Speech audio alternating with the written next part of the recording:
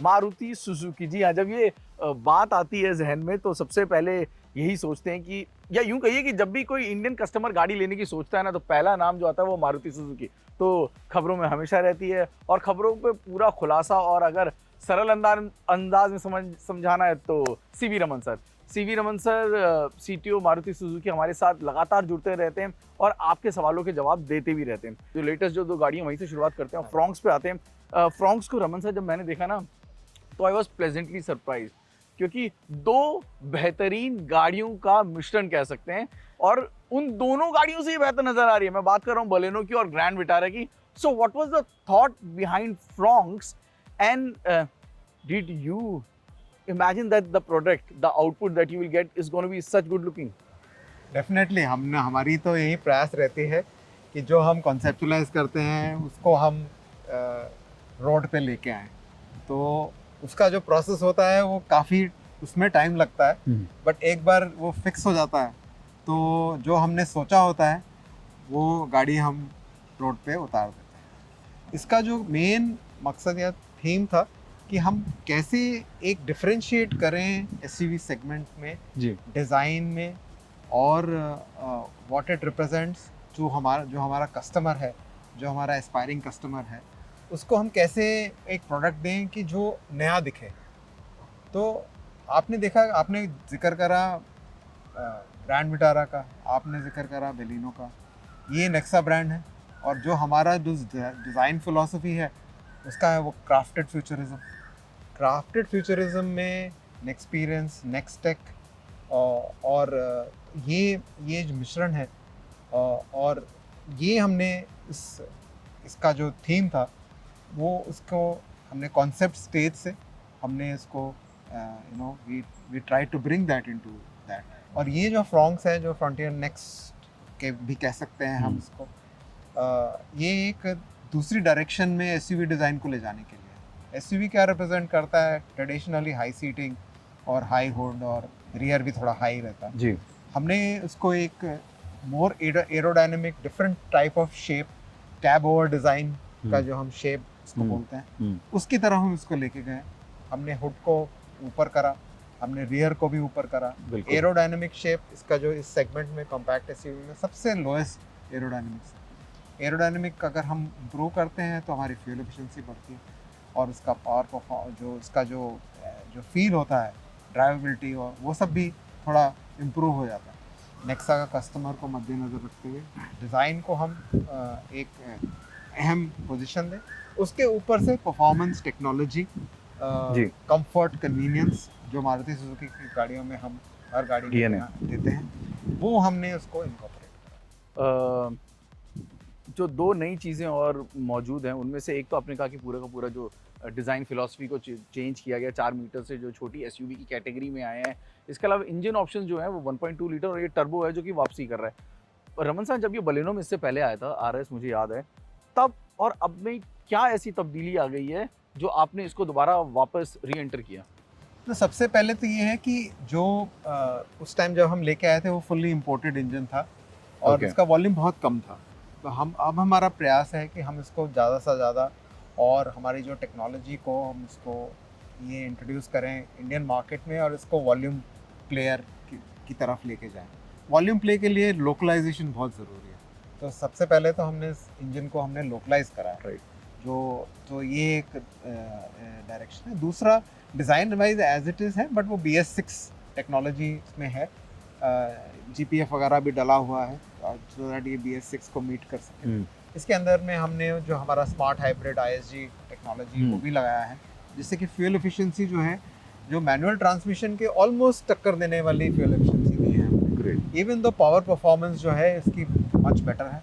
और थॉट इसका बड़ा क्लियर था कि एक कस्टमर है जो एसयूवी चाहता है, जो फर्स्ट टाइम बायर है, जो एक छोटे हैच से प्रोपोगेट करना चाहता है और वो उसके लिए फ्यूल एफिशिएंसी इंपॉर्टेंट है, डिज़ाइन इंपॉर्टेंट है, एसयूवी शेप इंपॉर्टेंट है, कंफर्ट कन्वीनियंस इंपॉर्टेंट है, उसके लिए हमने 1.2 लीटर रखा है। और जो एंथुजियास्ट हैं जिसको पावर परफॉर्मेंस चाहिए, उसके लिए हमने 1 लीटर DITC इंट्रोड्यूस करा। यानी कि हमारे लिए 1 लीटर DI एक कस्टमर को चॉइस देने की बात है। एक स्ट्रैटेजी है हमारी कि एक प्लेटफॉर्म पे 2 दो तरह के पावर ट्रेन कैसे थे। जैसे आपने ग्रैंड विटारा देखा, ग्रैंड विटारा में नेचुरली एस्पिरेटेड भी है और उसके अंदर में स्ट्रॉन्ग हाइब्रिड टेक्नोलॉजी है। एग्जैक्टली। इसके अलावा हमने CNG भी दिया है।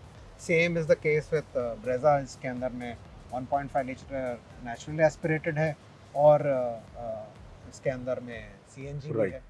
तो आपने तो- 3 गाड़ियों की बात करी रमन साहब, आपने ग्रैंड विटारा की भी बात कर ली, बलेनो की बात कर ली, और हम बात फ्रॉन्क्स पे आधारित है। हाँ। तो फ्रॉन्क्स में से जो चीज़ अभी आई है, यानी कि टर्बो जो है, क्या ये ब्रेजा में भी इस्तेमाल किया जा सकता है? और ग्रैंड विटारा में जो हाइब्रिड है, क्या वो फ्रॉन्क्स में इस्तेमाल किया जा सकता है?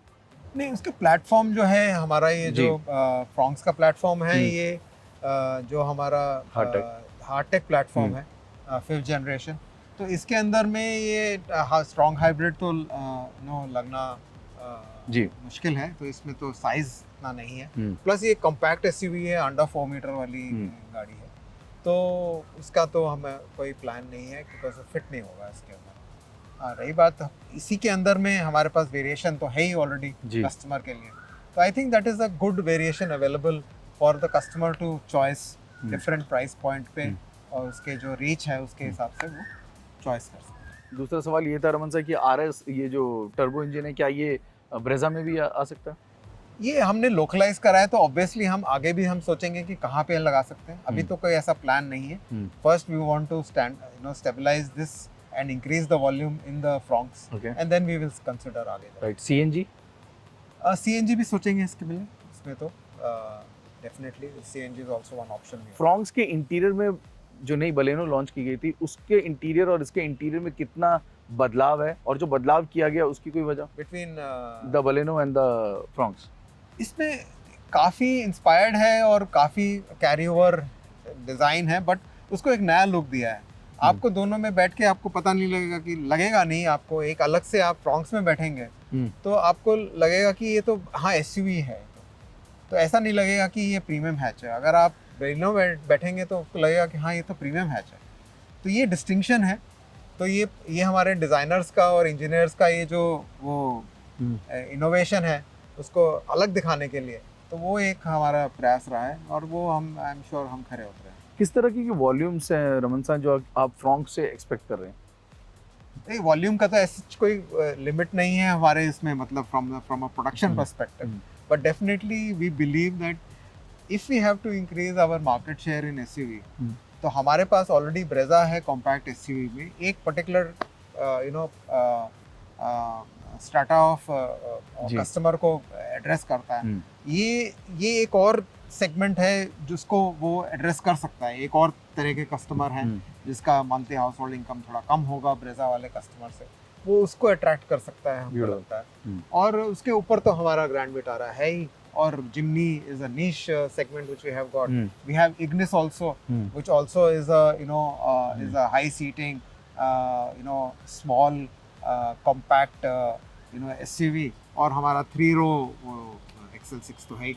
तो ये हमारा गैमेट है एक ऑफ प्रोडक्ट्स ऑफ SUV, जिसके थ्रू हम अपना शेयर 50% कायम करना चाहते हैं। सबसे बड़े चेंजेस अगर दर्शकों को बताने हो कि बलेनो और फ्रॉन्क्स में क्या मौजूद है, बलेनो और फ्रॉन्क्स में दोनों में क्या सबसे बड़ी तब्दीलियां हैं, दोनों को अगर आप दोनों को साथ में खड़ा करके देखें तो आपको लगेगा कि ये तो टोटली डिफरेंट गाड़ी है। I agree with that, I second that. उसके अंदर में आपको लगेगा कि ये तो SUV है, और ये ग्रैंड विटारा लग रहा है, और बट थोड़ा एरोडायनेमिक है और अलग है।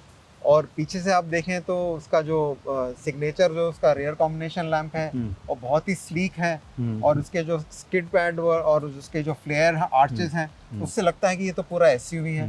तो कहीं पे भी उसको कोई भी आपको सिमिलैरिटी नहीं दिखेगी इसको आपको गाड़ी में, जब आप फ्रॉन्क्स को और बेलिनो को साथ में खड़ा करेंगे। यानी अब पोर्टफोलियो जो है 17 गाड़ियों का, जैसे आपने कहा कि इंक्लूडिंग कैरी इतना लंबा हो चुका है, SUV पोर्टफोलियो लगातार बढ़ता जा रहा है। 4 गाड़ियां मान के चलेंगे, ग्रैंड विटारा हो गई, आपकी XL6 हो गई, और साथ में अब ये फ्रॉन्क्स और ब्रेजा, 4 गाड़ियां हो गई। जिमनी भी आ गई, यानी कि SUV पोर्टफोलियो बड़ा स्ट्रांग हो गया। आपका हैचबैक जो पोर्टफोलियो है वो भी बड़ा स्ट्रांग हो गया। सेडान पोर्टफोलियो में सिर्फ डिजायर है, वहाँ पर शियास की री एंट्री या फिर कुछ, क्योंकि अब उस सेगमेंट में भी काफ़ी तब्दीलियां देखी जा रही हैं, कुछ अच्छी गाड़ियां आ चुकी हैं। हाँ जी। मारुति सुजुकी की बस वो शियाज ही है जिसके बारे में कुछ अपडेट नहीं मिल रही है और दर्शक सोच रहे हैं कि उन गाड़ियों को ले लें या शियाज का इंतजार करें। नहीं, डेफिनेटली एक ये जो भी आपने सेगमेंट्स बोले हैं उसके हमारे ऊपर ये एक जिम्मेवारी है कि इस कस्टमर के लिए भी हम नई चीज़ें लेके आए, तो डेफिनेटली उसके ऊपर हम सोचेंगे। तो 2023 में ही सोचेंगे या इंतजार लंबा है? क्योंकि कस्टमर 4-4 गाड़ियां आ गई हैं, रमन साहब बड़े कंफ्यूज हो गए कि शियाज ले ना ले। तो अगर आप कुछ थोड़ा हिंट दे दें कि अच्छा रुक जाओ शियाज आ रही है, तो वो अपना बाइंग डिसीजन रोकेंगे। अब आपके ऊपर है। ये तो पूरा प्रेशर दे दिया आपने। बट एनी केस आज हम प्रॉन्ग्स के बारे में बात कर रहे हैं, चलिए तो इसका उसी तक सीमित रखते हैं। रमन साहब, हमसे बात करने के लिए आपका बहुत बहुत शुक्रिया और बहुत-बहुत फ्रॉन्ग्स के लिए दिल से मुबारकबाद। Thank you very much sir. Thank you so much. Thank you. Thanks sir. Thanks.